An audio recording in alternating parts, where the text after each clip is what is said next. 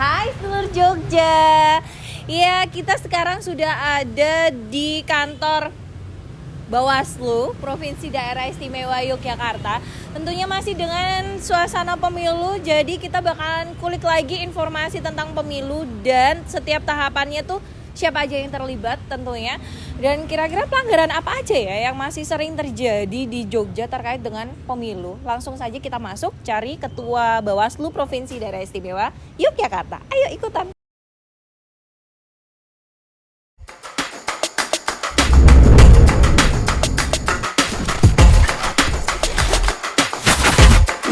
Podcast Polda Jogja. Ya, halo seluruh Jogja. Bertemu lagi dengan saya Bribtu Fajarianti dalam podcast Polisi Punya Podcast tentunya. Salam presisi Polres Polda Jogja ya. Ya, masih berkaitan dengan pemilu nih kan. Karena kan ini bentar lagi mau pemungutan suara pemilu tahun 2024. Kurang berapa hari lagi ya? Sekitar 80-an hari sekian lah gitu kan. Nah, kalau kemarin kita sudah ke KPU, sekarang kita ke Bawaslu. Kalau kemarin itu Komisi Pemilihan Umum, sekarang kita ke Badan Pengawas Pemilu Provinsi Daerah Istimewa Yogyakarta. Dan tentunya hari ini saya tidak sendirian, ada narasumber yang sangat hebat hari ini, yaitu Ketua Bawaslu Provinsi Daerah Istimewa Yogyakarta, Dr. Andes Muhammad Najib, MSI. Halo Bapak. Halo Mbak Fajarianti. Iya, gimana nih Pak kabarnya? Alhamdulillah luar biasa sehat. Wah, sumringah sekali nih ya. Harus selalu bahagia.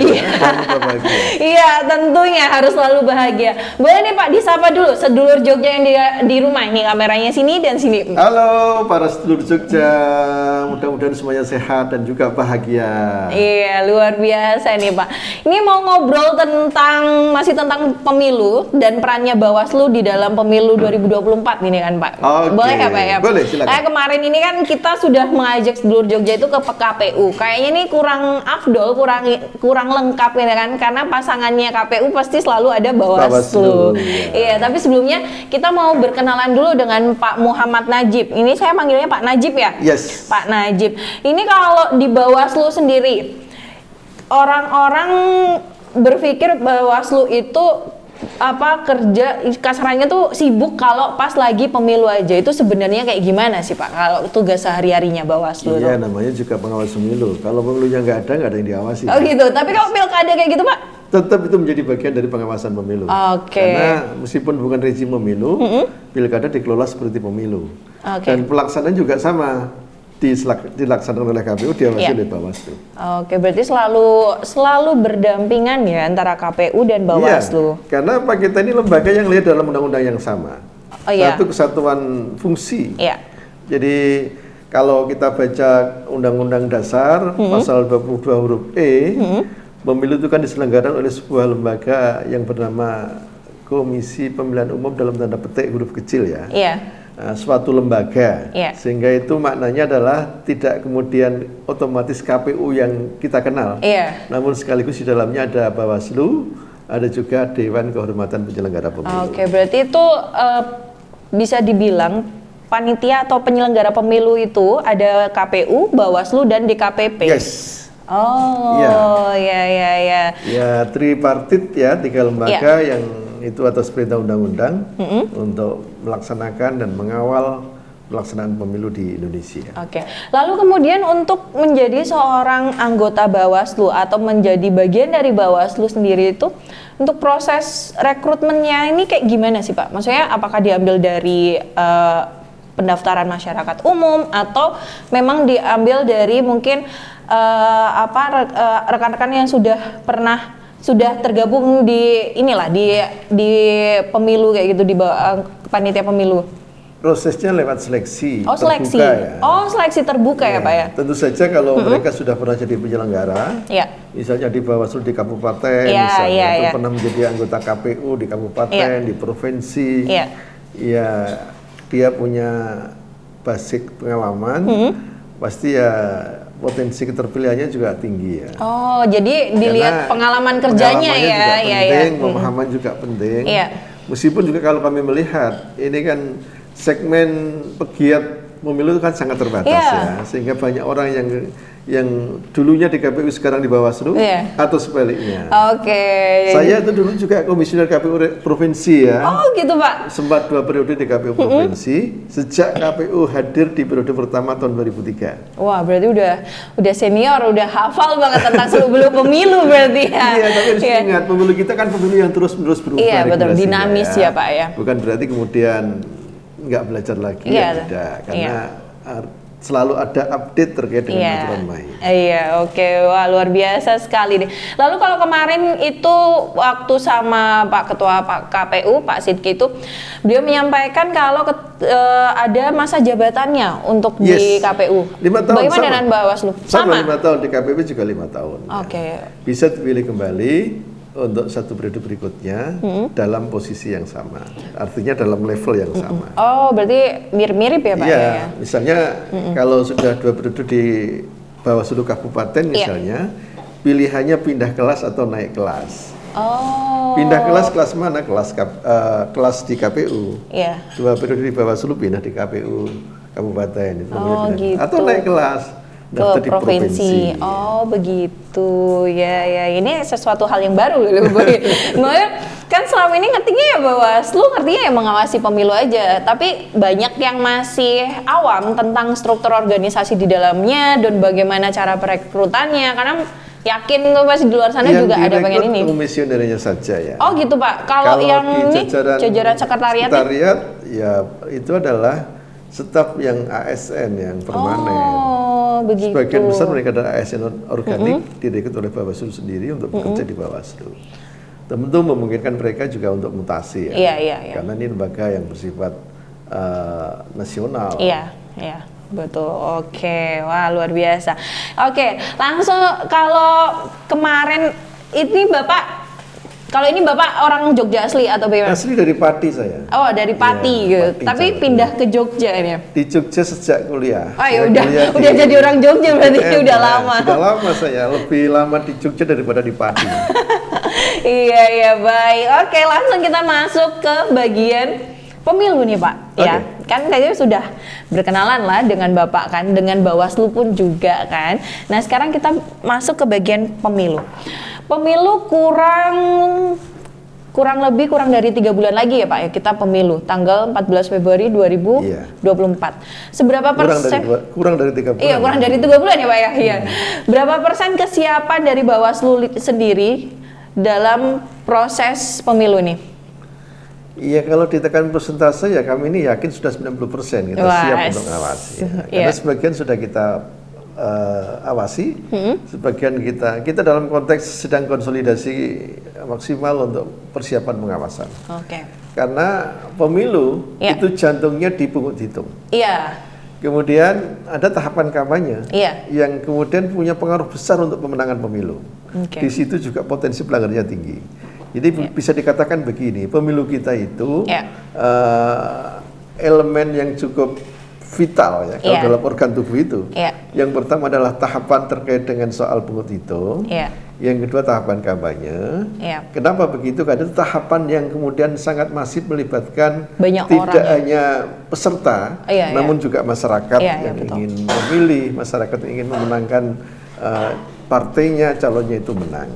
Sehingga itu bisa mendorong keterlibatan banyak pihak, sehingga subjek hukum yang potensi melanggar juga sangat banyak. Iya, pasti itu kalau kayak gitu.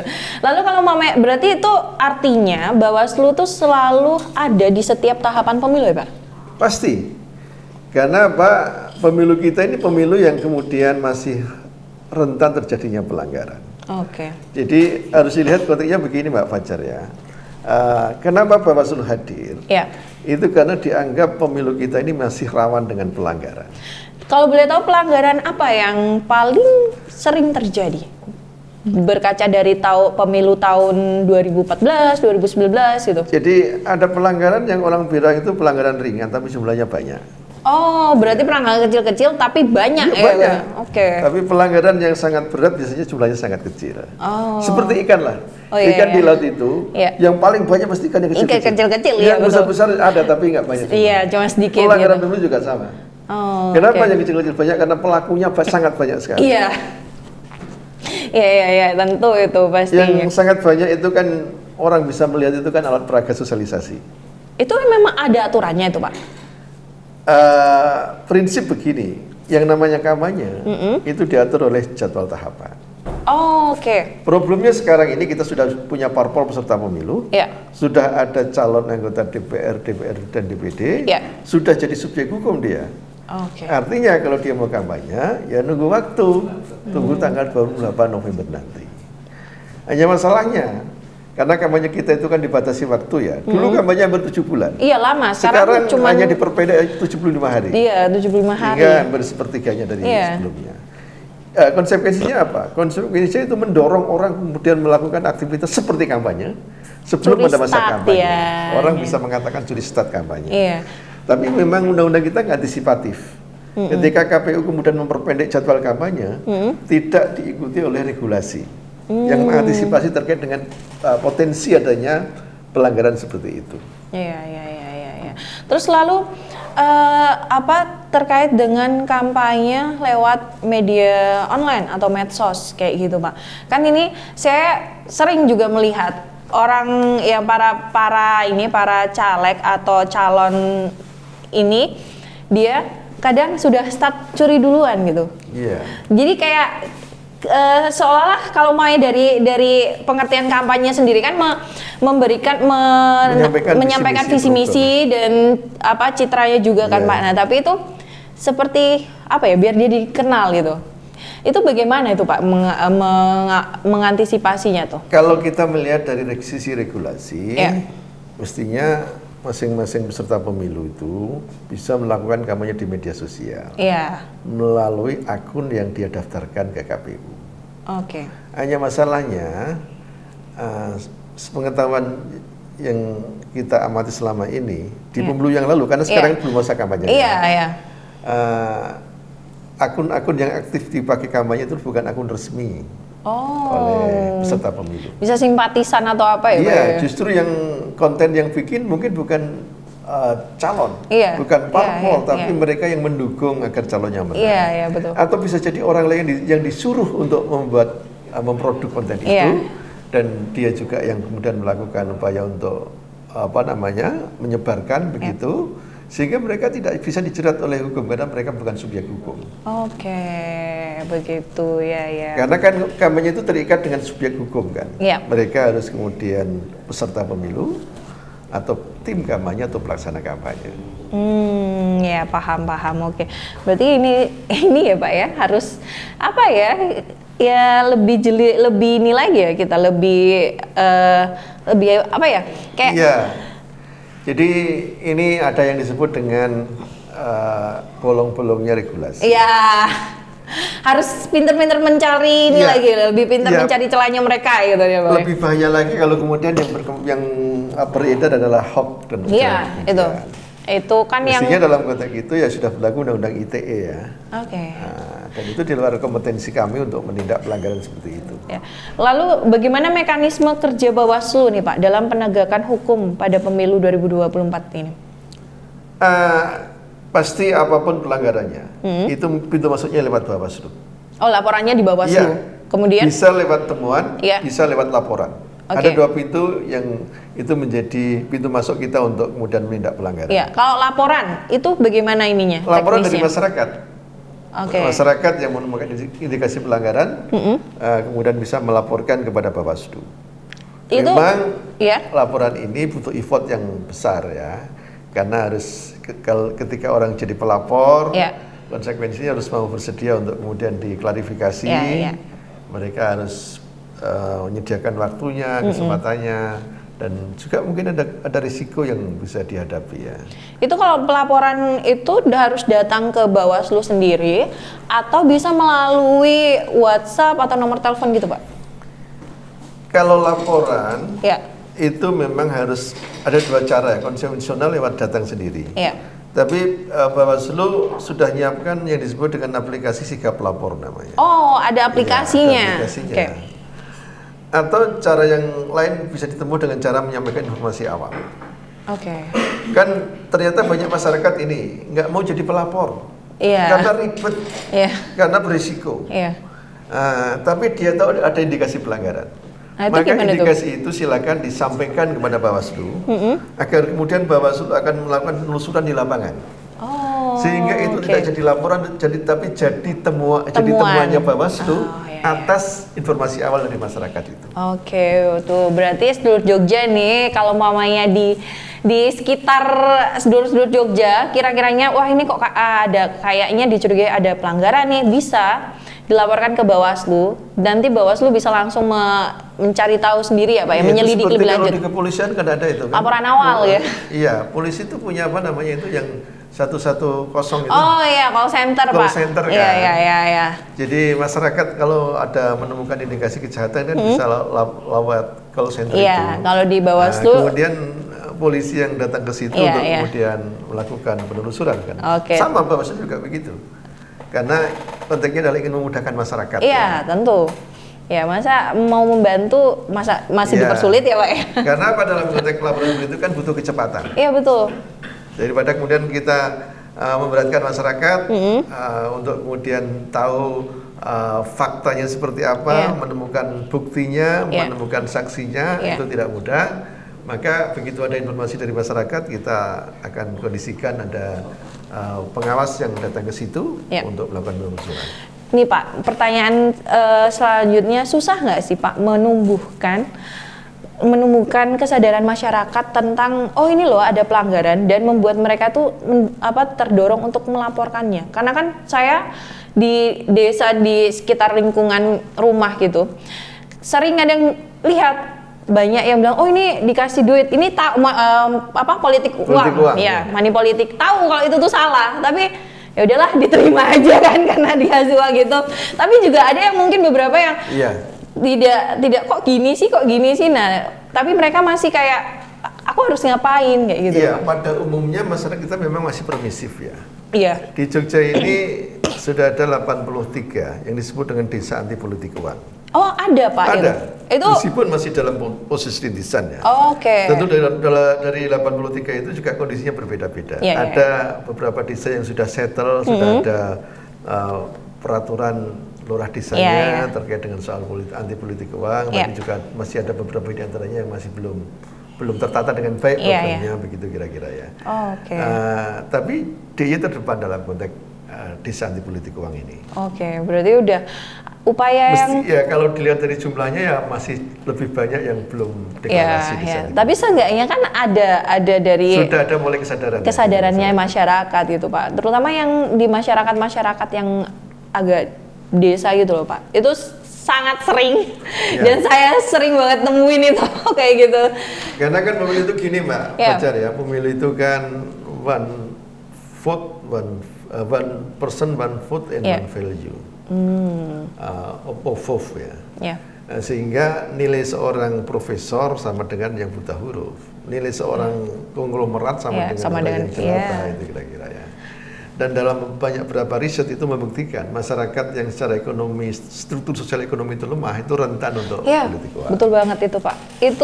Itu saya pernah menemukan hal itu di suatu desa di daerah Klaten sana Pak, di kampung halaman orang tua saya. Oh, asli Klaten ternyata. Orang tua saya yang Klaten Pak, ya bapak saya. Nah itu pernah itu, jadi pas hari perhitungan suara, pemungutan suara, saya ke rumahnya nenek saya, terus waktu itu dibawa itu panduannya, jadi mereka tuh disuruh bawa panduannya yang untuk nyoblos, tapi dari salah satu calon, terus jangan lupa saya kayak duit kayak gitu.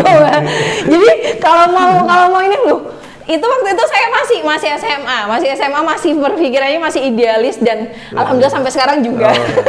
Itu jadi kayak gini, ini tuh nggak bener, ini kok kayak gini. Cuman waktu itu masih terus saya harus ngapain kayak gitu Pak. Jadi yang masih Pak, kurangnya kesadaran di masyarakat, apalagi kaitannya dengan money politik itu. Wah, ini banget gitu kan. Iya, lanjut selanjutnya nih. Kita mau bicara tentang kemudian tentang kerjasama yang dijalin. Adakah kerjasama yang dijalin antara Bawaslu dengan instansi lain? Terkait apa? Tentu kita harus melibatkan banyak lembaga ya. Jadi dalam konteks pemilu kita ini, ada beberapa Pokja yang kita buat dan itu melibatkan eksternal ya. Oke.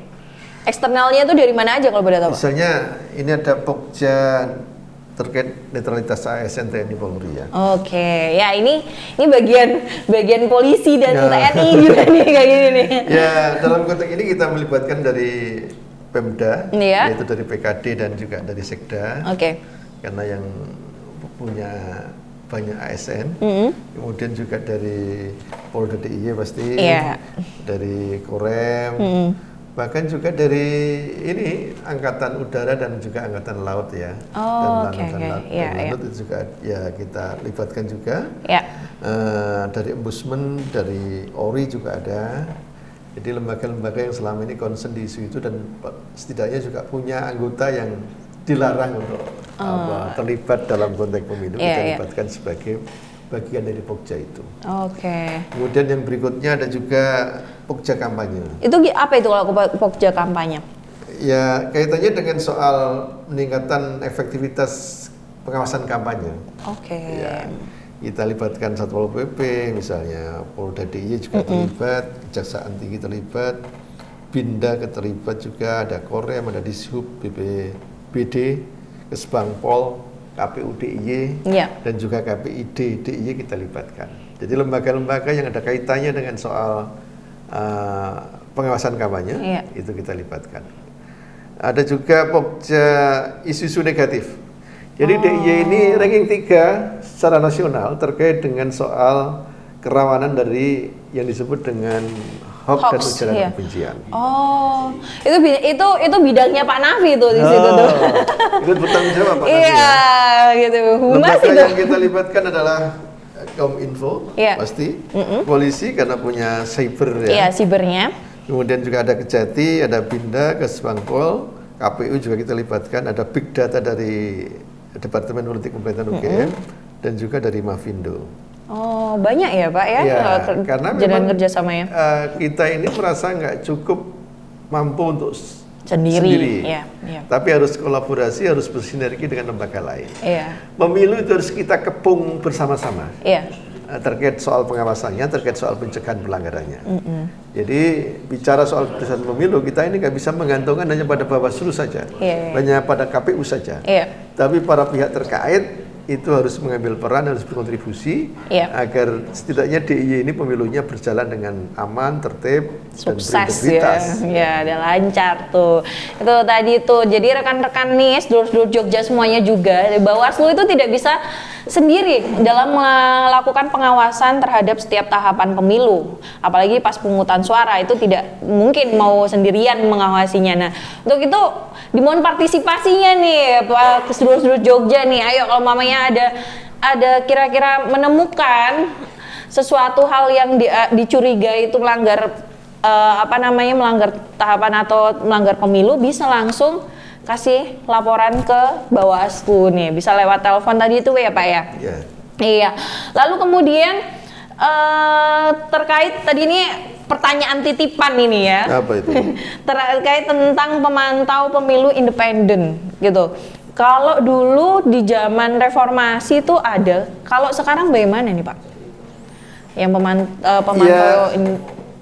pemantau itu memang mengalami surut yang luar biasa ya. Kenapa Bim? Ya kalau pemantauan kita itu mengalami lonjakan luar biasa ketika tahun 99. Pemilu era reformasi. Dan juga tahun 2024 itu masih banyak. 2004 itu masih banyak. Tapi begitu mulai tahun 2009 sudah mulai surut. Karena memang lembaga pemantau ini kan banyak didrive oleh funding agency. Jadi mereka ada itu karena kan ada program yang digulirkan oleh funding agency terkait dengan pembiayaan untuk operasional pemantauan. Dan mungkin situasi ini juga mendukung waktu itu ya. Sekarang ini jumlahnya sangat sedikit. Ada memang beberapa pemantau yang kemudian sudah diakreditasi oleh Bawaslu RI, wilayahnya juga antara di Jogja. Namun ternyata juga belum kemudian mengirimkan data pemantauannya. By name, by address-nya memantau di mana juga belum disampaikan di Jogja. Di DIY antara lain pemantau yang pelintas provinsi adalah KISP ya. KISP itu apa itu Pak? komite independen sadar pemilu. Itu dari kawan-kawan dosen UMY itu. Gitu. Relatif jalan dengan baik lembaga itu, programnya juga bagus. Kemudian apalagi ya, nggak banyak memang, ada juga dari kalangan mahasiswa juga ada. Tapi kalau dilihat dari segi jumlah personalnya tidak banyak. Ya baik nih. Oke, wah ini serius sekali nih semuanya nih. Menyimak dengan serius, soalnya informasinya sangat menarik sih Pak. Maksudnya ini adalah sesuatu hal yang baru. Saya yakin nih, ini para kameramen ini ada Dimas, ada Rio, ini pasti tadi sebelum masuk sini belum tahu tuh juga Bawaslu ngapain gitu. Iya kan, Yop? Informasi. Iya, kalau polisi jelas kerjanya ya. Iya, kita artinya ya kalau pemilu karena anggota Polri ya netralitas Polri itu gitu. Tapi kan bukan berarti kita harus tidak boleh jadi cuek gitulah. Bukan berarti kita cuek dalam setiap tahapan pemilu dan unsur-unsur yang ada di dalamnya ini, terus terkait dengan instansi-instansi apa saja sebagai penyelenggara pemilu itu gitu. Seenggaknya walaupun kita tidak ikut dalam nyoblosan, tapi kita tahu ya. Harus tahu. Iya. Iya dong. Sebagai warga negara yang baik harus tahu. Iya, itu tidak boleh apatis gitu. Nanti satu saat akan juga menjadi pemilih. Iya, tapi nunggu kalau pensiun ya. Ya kasihan dia ini. Ini kalau Mas Rio Kenapa yang dia kasihan, kamu nggak kasihan? Karena saya pernah merasakan coblosan Pak sekali itu waktu itu tahun yang di Klaten itu ya? Oh tidak. Itu tahun 2000 berapa ya itu? 2014 sebelum saya jadi polisi, tapi itu berarti masih baru jadi polisi ya? Alhamdulillah, saya ini masih muda loh Pak. Itu 2014 itu saya merasakan coblosan ini DPR. DPR itu waktu itu kan dipisah tuh antara pemilihan legislatif dan presidennya. Nah itu sempet itu saya Pak, jujur ya Pak, itu saya sempet dapat dikasih duit. Tapi dikasih uangnya nggak berani di ini. Saya itu mah dari teman saya, teman kamu udah dikasih uang apa? Gitu. Ini. Ya karena waktu itu masih SMA ya saya terima aja. Diterima uangnya, dicoblos orangnya? Enggak. Saya diajarin. Kalau Bawaslu nggak gitu kan? Gimana ya? Gimana ya konsepnya yang benar nih harusnya? Ditolak uangnya. Oke. Laporkan orangnya. Oke, ini tuh yang benar tuh gitu. Luar biasa. Tolak uangnya, laporkan orangnya. Kenapa begitu? Karena politik uang itu adalah ibunya korupsi. Oh iya sih, iya benar. Kenapa sekarang korupsi masif di mana-mana? Karena hekos politik. Iya. Akibat dari politik uang. Ya Allah Pak, ya Allah, ini habis ini saya harus minta maaf dulu Pak, maaf ya Pak dulu. Tobat nasuha itu. 2014 saya tidak tahu. Itu diajarinya dulu, jujur ya Pak, dulu tuh di lingkungan sekitar saya itu banyak yang mamanya nggak setuju nih, mamanya nggak setuju tentang ada politik uang kayak gitu. Jadi kadang tuh udah terima aja uangnya, tapi nggak usah dicoblos orangnya, orang dia istilah berbuat curang gitu. Anggaplah itu sodakohnya dia gitu terus aja jadinya. Ya jangan ya, ternyata itu salah ya seluruh Jogja, jangan ditiru.